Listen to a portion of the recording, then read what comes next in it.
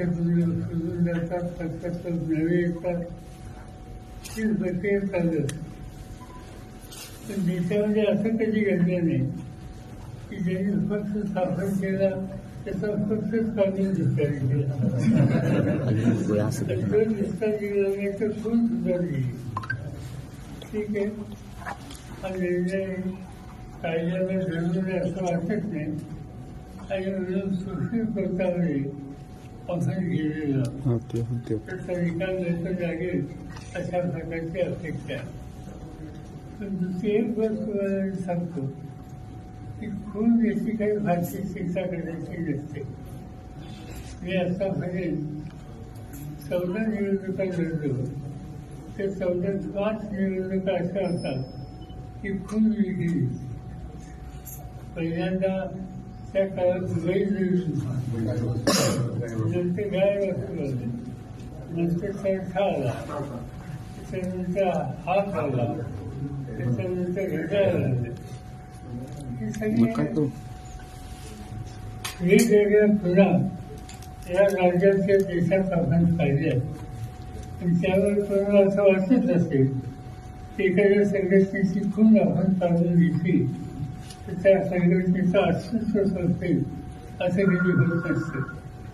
फक्त एक असेल की सामान्य माणसाची आपला संपर्क हा वाढवला पाहिजे आणि त्याला नवीन काय आपण करून घेतली ती सांगितली पाहिजे.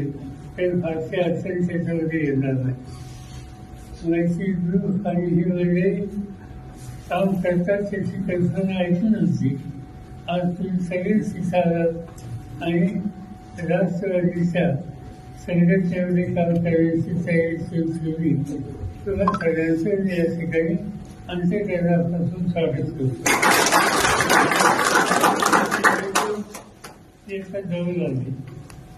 तुम्ही ज्या मतदार संघात काम करतात त्या मतदार संघामध्ये तुम्ही लोकांनी मला निवडून दिलं आणि त्यानंतर मतदार संघ मला चांगलं ठाऊक आहे. तुम्ही सगळ्यांनी एकजुटीने आपली शक्ती करायला लावली तर आपण एक अनुकूल अशा प्रकारचा निकाल या मतदार संघात देऊ याची मला खात्री. येत्या काही दिवसामध्ये कोण तिथं उमेदवार या सवयीचे निकाल होतील आणि प्रत्येक संघानं कामाला सुरुवात किंवा ते आता थांबायची आवश्यकता नाही.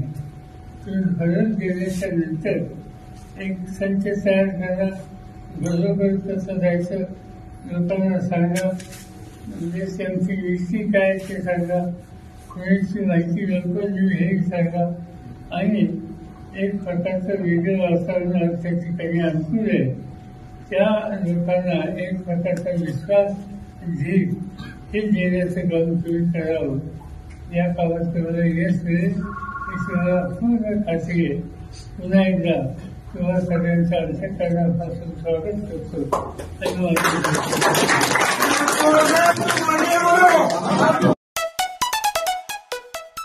काही लोक सांगतात वय झालं, ठीक आहे, वय झालं म्हणून काय नाही, वय झालं म्हणून त्याची काय बघितलं आमचं. अनेक गोष्टी सांगतायची.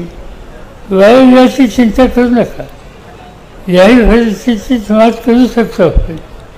अनेक लोक पाहिलेच या देशामध्ये.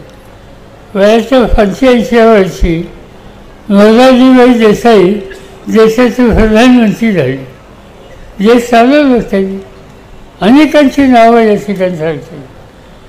मनस्थिती आणि विचारधारा ही जर धक्का बसली तर वय कधी आजवं येत नसतं. आपण आपल्या भूमिकांकडे जाऊ इच्छितो. मी निर्णय घेत आहे महाराष्ट्राच्या कानाकोपऱ्यामध्ये जाऊ, नवीन पिढीला बदल देऊ, नवीन पिढीचं नवं नेतृत्व हे महाराष्ट्रामध्ये तयार असतं. 1967 साली पहिल्यांदा मी महाराष्ट्राच्या विधानसभेला उभं राहिलो. किशोरी या जिल्ह्याचे नेते होते, चव्हाण या जिल्ह्याचे नेते होते. त्यांनी काय केलं? त्यांनी सगळी नवीन कार्यकर्ते काढले. 12 वर्षीत मला तिकीट दिलं, फलटणमध्ये कृष्णचंद्र वैद्यनं तिकीट दिलं, कोरेगावला चंद्रहार पाटील त्यांना तिकीट दिलं, सगळी नवी पिढी आणि या नवी पिढीच्या मार्फत चव्हाण साहेबांनी हा जिल्हा बांधला आणि हे पक्ष साताराच नाही सगळं महाराष्ट्रात बांधला. त्या पद्धतीनं आज नव्या पिढीचे लोक शोधून देऊ, त्यांना शक्ती देऊ, त्यांना संधी देऊ, त्यांना अधिकार देऊ आणि महाराष्ट्राचा चेहरा माझी नवीन पिढी ही बदलू शकते हा इतिहास निर्माण करू. आपण सगळ्यांनी त्या इतिहासाची साथीदार व्हा एवढीच विनंती आज या ठिकाणी.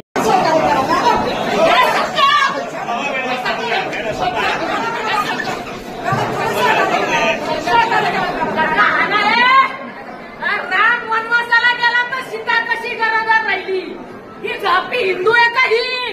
हिंदूच्या नावावर कलंक आहे, कलंक. सोडा मला धरलं कशासाठी? सोडा मला. गेली ती बाहेर, तुम्हाला बाहेर पाहिजे होती ना? तुम्हाला बाहेर पाहिजे होती, गेली ती बाहेर जाऊन द्या मला